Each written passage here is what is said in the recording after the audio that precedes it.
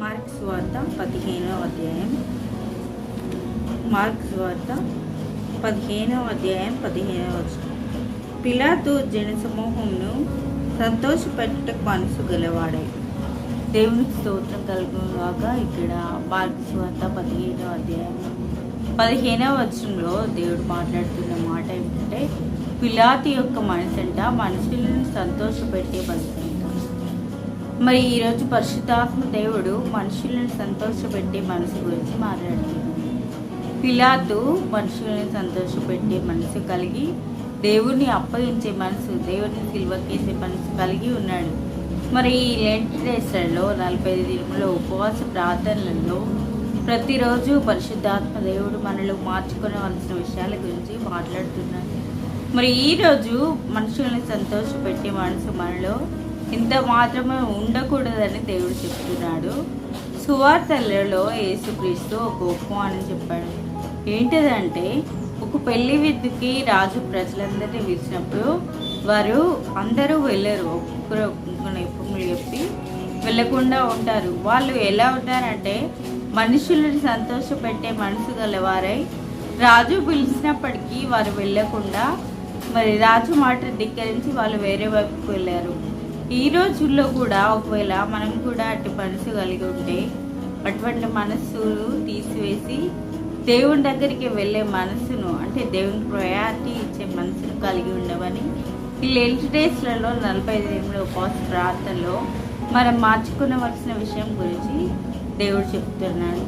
అదేవిధంగా దానియేలు గ్రంథంలో 10 నిబంధన గ్రంథంలో ఒక రాజు మనుషులను సంతోషపెట్టుటకు దేవుడి మందిరంలో ఉపకరణములు తీసి ఉపయోగిస్తారు.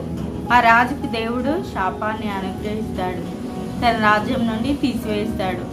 ఆ ఉపకరణములను ఎందుకు ఉపయోగించాడంటే, మనుషులు చూసి అప్ప ఈ రాజు ఎంత గ్రేట్, బంగారు ఉపకరణములలో మాకు మందును త్రాగించాడు అనేసి వారు సంతోషపడాలని ఆ కార్యం చేసిరు. కానీ దేవుడు మాత్రము అతన్ని చూసి అతనికి శాపాన్ని అనుగ్రహిస్తాడు.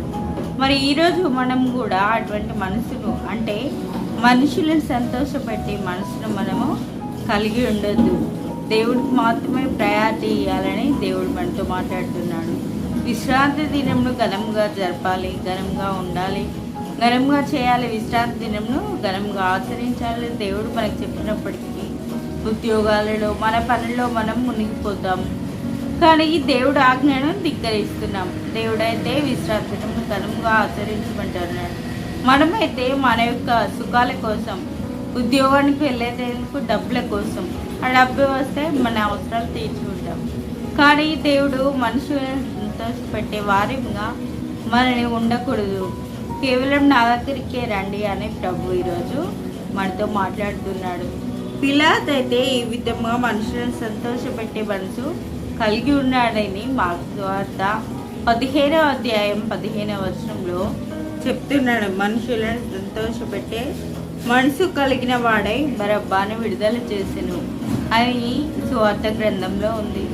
పరిశుద్ధాత్మ దేవుడు అటు మనసును కలిగి ఉండకూడదు.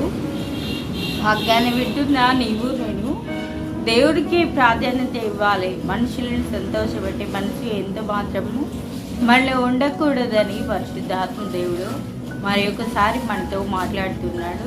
ఈ చిన్న మాటలు దేవుడు దీవించును గాక.